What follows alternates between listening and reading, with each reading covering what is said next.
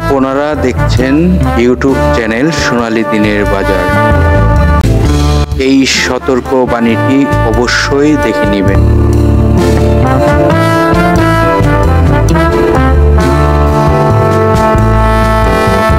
প্রিয় বিনিয়োগকারী ভাই ও বোনেরা, মার্কেটের প্যানিক দেখে প্রতিটি বিনিয়োগকারীও প্যানিক হয়ে গিয়েছে।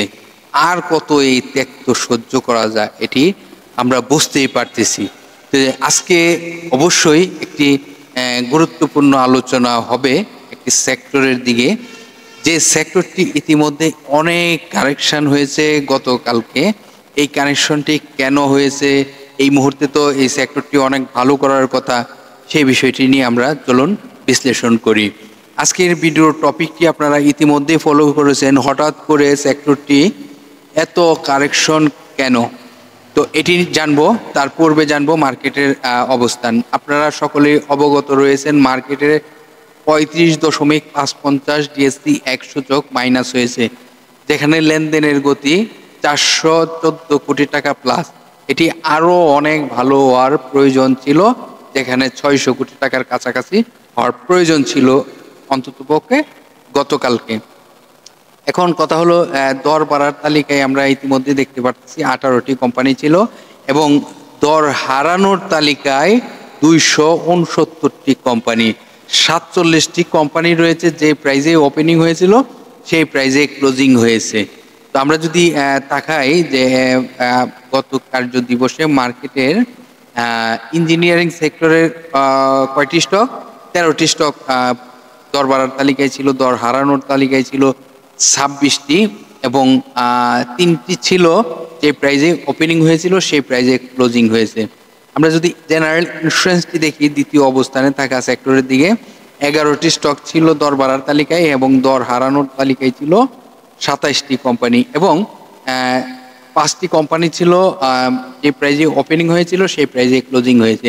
আমরা যদি টেক্সটাইল সেক্টরটি দেখি তাহলে দেখতে পারতেছি 9টি স্টক ছিল দর বাড়ার তালিকায় এবং দর হারানোর তালিকায় ছিল 41টি এবং 8টি ছিল যে প্রাইজে ওপেনিং হয়েছে সেই প্রাইজে ক্লোজিং হয়েছে।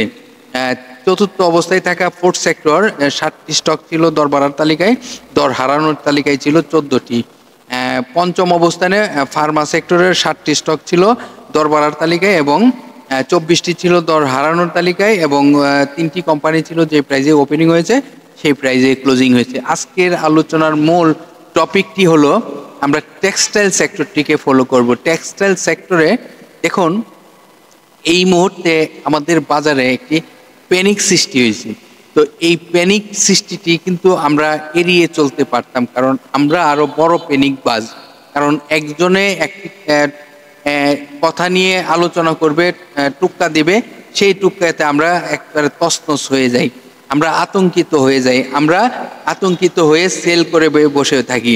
দেখুন এটি একদম মারাত্মক ভুল বিষয়, ভুল সিদ্ধান্ত এবং এই সিদ্ধান্ত থেকে আপনাদেরকে বের হয়ে আসতে হবে। এটি ধরেন রবিবার কিছুটা এরকম বিভিন্ন ধরনের প্যানিক হয়ে থাকে। আমরা কিন্তু মঙ্গলবারের মার্কেট দেখবো একটা সুন্দর মার্কেট এবং ভালো মার্কেট, যে মার্কেটটি আমরা আফসোস করব যে আমরা রবিবারে এই সিদ্ধান্তটি কেন নিলাম, এই ভুলটি কেন করলাম। আসলে আমাদের কিছু কিছু ভুল থাকে। আগামীকাল আপনারা জানেন যে আজকে সোমবার মার্কেট পয়লা বৈশাখের জন্য বদ্ধ থাকবে রয়েছে।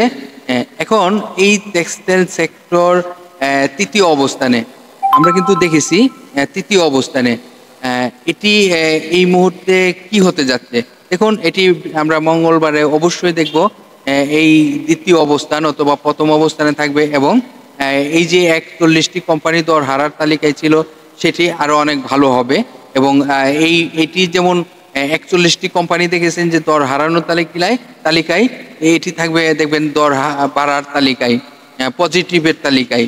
তো এটি আসলে আমাদের আসলে ভুল সিদ্ধান্ত হয়ে থাকে সবসময়, আমরা প্যানিকে পড়ে এই কাজগুলো করে থাকি। তো এইগুলো থেকে আমাদেরকে বিরত থাকতে হবে। এখন এই সেক্টরটি অনেক ভালো করার মতন একটা সেক্টর এবং লাইভ সেক্টরটি দেখুন একেবারে দর হারার তালিকায়, একেবারে এই সেক্টরের যতগুলো স্টক আছে সবগুলো স্টক দর হারানো হয়েছে। তো এটি একটি প্যানিকের কারণে হয়েছে, আশা করি এই প্যানিকটি থাকবে না। মঙ্গলবারের মার্কেট দেখলেই আমরা বুঝতে পারবো এই যে মার্কেট মঙ্গলবারে নিশ্চয়ই ভালো হবে। এবং এটি আমরা বলতেই পারি যে আমরা যে ভুল সিদ্ধান্তটি নিয়েছি সেই ভুল সিদ্ধান্তটি আমরা নেওয়া ঠিক হয়নি। আমরা দেখব যে মঙ্গলবারে যে আমরা আসলে ভুল একদম চরম একটি ভুল করেছি। ধন্যবাদ সকল বিনিয়োগকারী ভাই বোনেদেরকে। আজকের আলোচনা টেক্সটাইল সেক্টরটি ছিল।